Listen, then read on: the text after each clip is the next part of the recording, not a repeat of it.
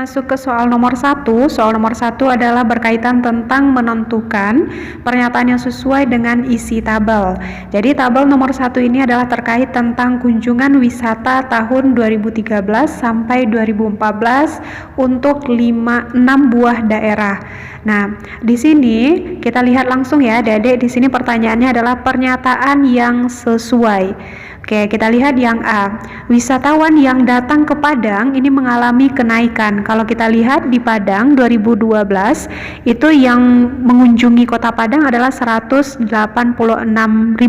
Sedangkan di tahun 2013 145.000. Berarti bukan kenaikan tapi penurunan. Yang A tidak tepat. Yang B. Yogyakarta sebagai daerah wisata kedua terbanyak dikunjungi wisatawan. Kita lihat secara sekilas yang paling banyak dikunjungi itu adalah Bali. Oke, setelah Bali itu adalah Jogja. Maka jawaban yang tepat untuk soal nomor 1 ini adalah B. Nah, jadi untuk yang C, D, dan E itu nggak perlu lagi Adik-adik cek karena pasti jawabannya salah. Oke ya, jadi untuk nomor 1 jawabannya B. Pahami lagi angka atau data-data yang disajikan dalam sebuah tabel. Oke, kita lanjut untuk soal nomor 2. Soal nomor 2 ini adalah terkait tentang kata rujukan. Disajikan sebuah bacaan, maka diambil satu kata. Kata itu merujuk kepada kalimat yang mana atau ke kata yang mana. Kita lihat secara sekilas di sini bacaannya berkaitan tentang puluhan karya Agus. Kemudian karya Agus ini dibuat dengan menggunakan bahan berupa kayu nangka. Alasannya adalah karena pohon itu mudah ditemukan.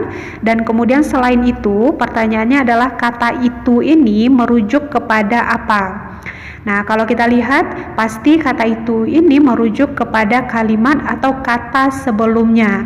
Nah, kata atau kalimat sebelumnya adalah dia memanfaatkan bahan berupa kayu nangka karena pohon itu mudah ditemukan. Berarti kata itu merujuk kepada kata mudah ditemukan. Paham ya? Nah, karena supaya kalimatnya tidak terlalu panjang, kalau kita masukkan selain mudah ditemukan, kayu nangka punya kadar air yang baik sehingga bertahan lama. Oke, jadi untuk yang nomor 2 ini jawabannya adalah yang A. Jadi sederhana ya Adik-adik untuk menentukan kata rujukan. Ini merupakan materi bahasa Indonesia SMP lah. Adik-adik juga sudah mempelajarinya. Oke, kita lanjut ke soal nomor 3. Nah, soal nomor 3 adalah berkaitan tentang pesan tersurat. Jadi ada beberapa peserta yang mendapatkan soalnya berkaitan tentang pesan tersurat. Ada juga tentang pesan tersirat. Nah, mana yang lebih gampang? Tentu punya kesulitan masing-masing, tapi yang lebih gampang itu sebetulnya adalah pernyataan tersurat. Intinya kalau Adik-adik paham dalam bacaan yang disajikan bisa menentukan jawaban yang tepat. Ingat ya sekali lagi option yang diberikan itu hampir-hampir mirip. Oke, kita lihat untuk yang nomor 3 ini. Jadi intinya bacaan ini adalah di mana minggu ini merupakan minggu mulai memasuki musim hujan. Kemudian kita tidak boleh lengah akan dampak negatif yang menyertainya. Penyakit-penyakit mengintai di sekitar kita, memanfaatkan kealfaan kita dalam menjaga kebersihan lingkungan. Jadi jangan lupa untuk menyingkirkan benda-benda di halaman yang dapat digenangi air hujan, misalnya kaleng, kemudian botol atau wadah plastik lainnya. Jangan diberi kesempatan pada nyamuk untuk berkembang biak. Jika suatu saat rumah kita tergenang banjir, segera bersihkan rumah dari sisa banjir. Nah, jadi pesan tersurat di situ apa? Kalau kita lihat yang A, membersihkan lingkungan dari lumpur sisa banjir bandang. Ini salah ya, karena bukan fokus utamanya kepada membersihkan lingkungan. Nah, tapi dia lebih kepada mempersiapkan lingkungan supaya terjaga kebersihannya. Nanti kalaupun datang banjir ada hal yang mesti dilakukan. Itu ya intinya. Kita lihat yang B, menyiapkan lingkungan agar terhindar dari banjir saat musim hujan tiba. Pasti ya jawaban untuk nomor 3 ini adalah yang B. Oke, kita lanjut ke soal nomor 4. Soal nomor 4 ini adalah soal bahasa Panda. Nah, jadi berdasarkan gambaran umum yang sudah kami share di video sebelumnya, bahwasanya bahasa Panda ini masih keluar di dalam UTBK 2021. Ingat, bahasa Panda ini banyak versinya. Untuk yang sekarang kita lihat versi menentukan kata, kemudian dikodekan dengan kata apa. Nah, ini triknya sangat gampang adik-adik. Kita lihat kalau kata ringan SJMFCP itu kan bisa adik-adik bikin abjadnya. Kalau misalnya masih lupa abjad, silahkan dibikin aja A sampai Z. Oke, A, B, C, D, E, F. Tapi kalau adik-adik udah terbiasa nggak perlu lagi ya. I, J, K, L, M, N, O, P, Q, R, kemudian S, bawah ya, T, U, V, W, X, Y, dan Z. Nah, kita lihat di sini R diubahnya menjadi S. Oke, R ke S itu ternyata tambah 1 atau maju 1. Nah, kemudian I ke J juga tambah 1. Paham ya? Kemudian N ke M adalah kurang 1. Nah, berarti kita udah dapat pola yang pertama untuk ini, tambah 1. Oke, kemudian tambah 1 lagi, kemudian kurang 1.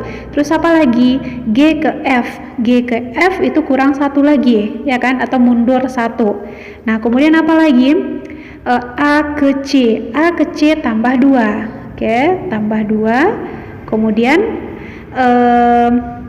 N ke P itu juga tambah 2. Nah, berarti kan di sini ditanyanya ada 2 kata nih, sulit sekali. Berarti karena di sini ada 6 huruf, nah maka sekali ini polanya sama dengan pola ringan. Kita lihat untuk sekali, kalau ada udah dapat dan nggak ada option yang mirip, berarti udah bisa kita putuskan tanpa harus membuktikan kata sulit. Nah, jadi di sini S, berarti tambah 1. Setelah S ada T. Oke, ini berarti yang terakhirnya ya. Di kata yang terakhir ini udah ada katanya atau kodenya, kita lihat yang terakhirnya. Nah, kemudian E tambah 1 berarti ada F. Oke, kemudian K berarti dikurang 1, sebelum K ada J. Oke, ada nemu jawabannya? Sebetulnya tanpa kita selesaikan kita udah tahu jawabannya adalah yang B. Paham ya? Dede untuk soal bahasa Panda nomor 4. Nah, kita lanjutkan untuk bahasa Panda lagi nomor 5. Ini beda lagi nih penyelesaiannya, sama kayak menerjemahkan. Bisa dia kayak menerjemahkan bahasa Inggris atau nggak perlu dibalik. Nah, sekarang kita lihat katanya amigos exemple, ini artinya adalah adik penurut, berarti ada 2 kata. Kita lihat lagi yang di bawah ada juga amigos laluka. Nah, berarti sama-sama punya amigos, otomatis ada artinya yang sama juga antara kata 1 dengan kata 2. Ternyata ada kata yang sama adalah kata penurut. Berarti bisa kita artikan di sini amigos. Oke, amigos itu artinya adalah penurut. Oke, kemudian katanya lagi di sini kasino laluka, berarti ada 2 kata laluka di kata yang kedua dan kata yang ketiga.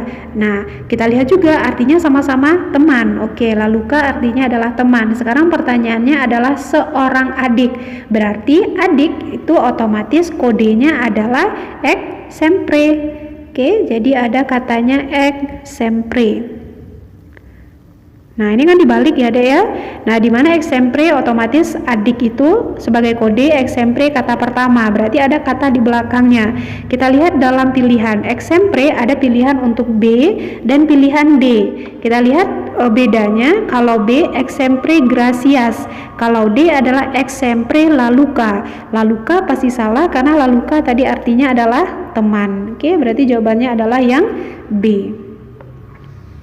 Nah, lanjut kita ke soal nomor 6. Di sini katanya ide pokok dari paragraf. Jadi ide pokok, gagasan utama itu artinya sama aja, artinya adalah inti dari bacaan yang diberikan. Nah, kita lihat di sini bacanya pendek, tapi ingat lagi option yang diberikan itu mirip-mirip.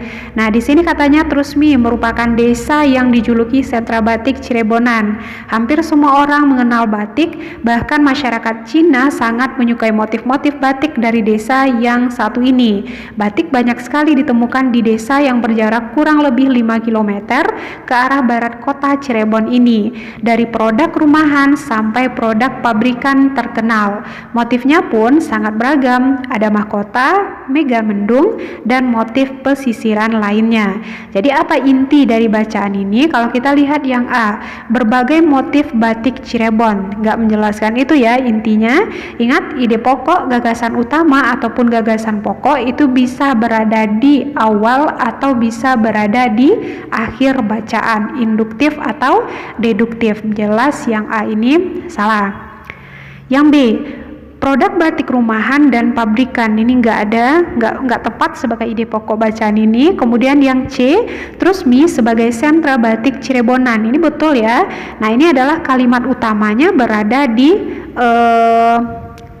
kalimat pertama, atau ide pokoknya berada di kalimat pertama. Kemudian di bawah atau selanjutnya ini merupakan kalimat rincian. Jadi jawabannya adalah yang C. Oke, kita lanjut ke soal nomor 6. Oke, soal nomor 6 ini merupakan logika matematik, keluar juga di soal penalaran umum. Nah, di sini katanya dalam pembuatan suatu buku memerlukan lembaran-lembaran kertas dengan harga rata-rata Rp250 per lembar. Oke, nah kemudian pada kondisi manakah pembuatan buku membutuhkan biaya paling kecil? Nah, kalau kita lihat dari optionnya berarti kan di sini tinggal adik-adik kalikan ya. Untuk yang A, 5 buku masing-masing membutuhkan 50 kertas. Berarti dia membutuhkan total berapa kertas? Berarti 5 dikali dengan 50. Nah, 5 dikali dengan 50 berarti total kertas yang dibutuhkannya adalah 250. Oke, kita lanjutkan untuk option yang B.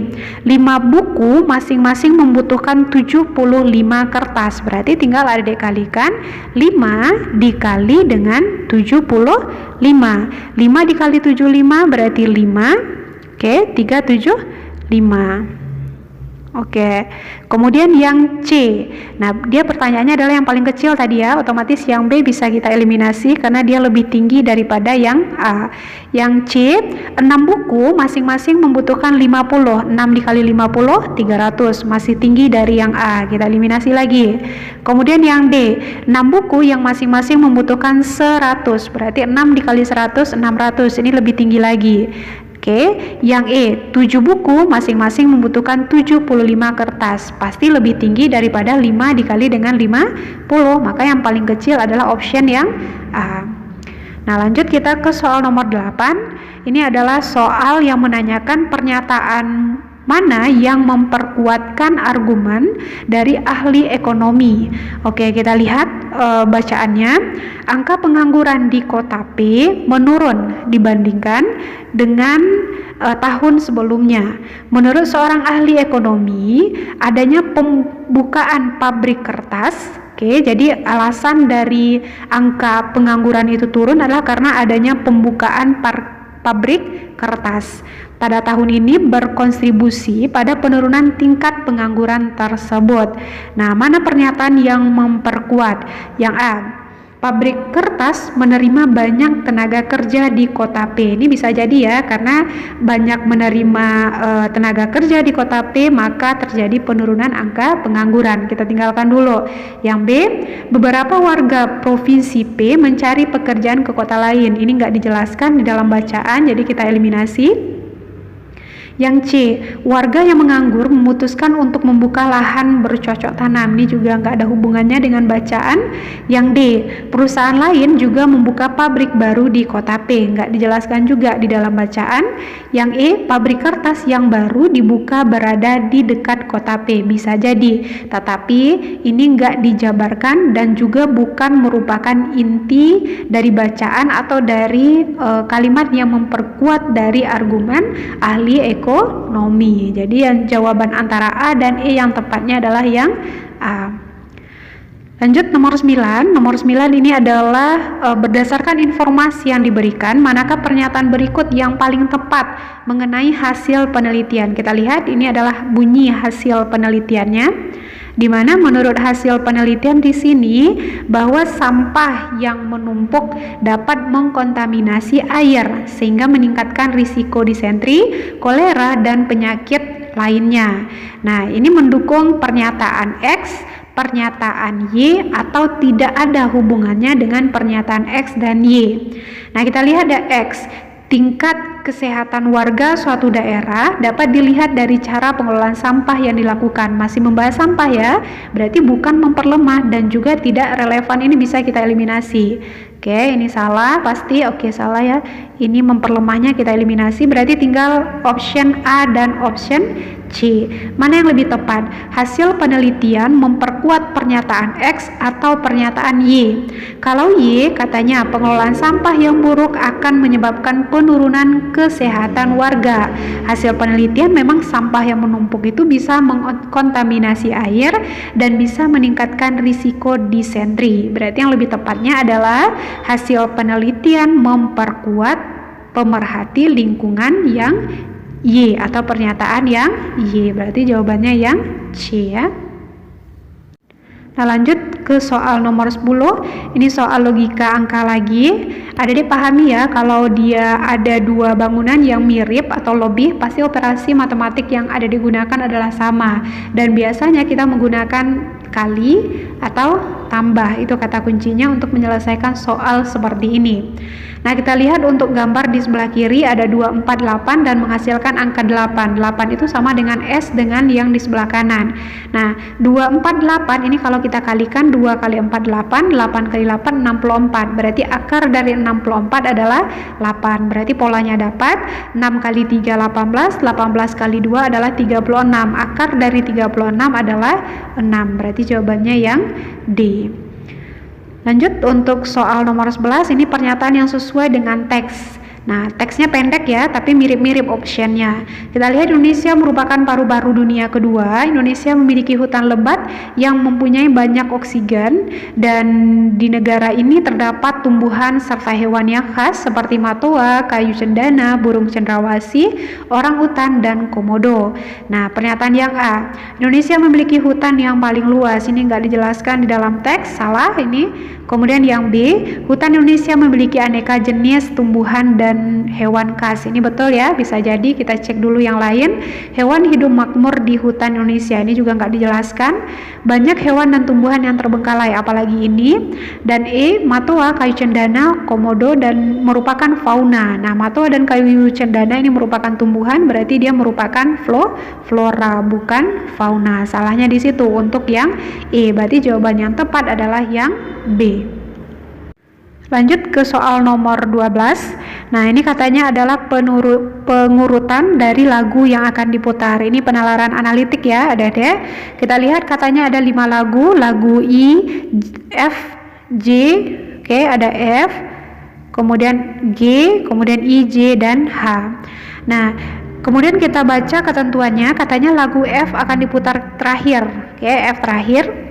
Dan pertanyaannya adalah lagu yang pertama, berarti option yang A bisa kita coret. Kemudian G diputar duluan dari F, tapi bukan di awal. Nah, berarti G bukan di awal, berarti B juga bisa kita coret. Antara H, I, dan J. Lagu I dan J diputar berturut-turut di antara G dan H. Otomatis pasti kayak gini, ada I, oke. Kemudian di antara G dan H. Oke ya, nah berarti bisa H duluan ya, I dan J ya, H duluan. Kemudian karena G tidak di awal, berarti IJ ini adalah G. Berarti yang pertama diputar siapa? Pertama diputar adalah yang H. Oke adik-adik, itu dia beberapa soal yang akan kita bahas di video ini. Silakan ditunggu untuk lanjutan dari soal PU, yaitu soal nomor 13 sampai soal nomor 16. Oke, jangan lupa like, komen jika ada pertanyaan, dan juga jangan lupa share agar bisa memberi manfaat untuk orang banyak. Dan semoga sukses UTBK-nya sehingga adik-adik bisa keterima di PTN dan jurusan yang diinginkan di tahun ini. Dan saya tutup, assalamualaikum warahmatullahi wabarakatuh.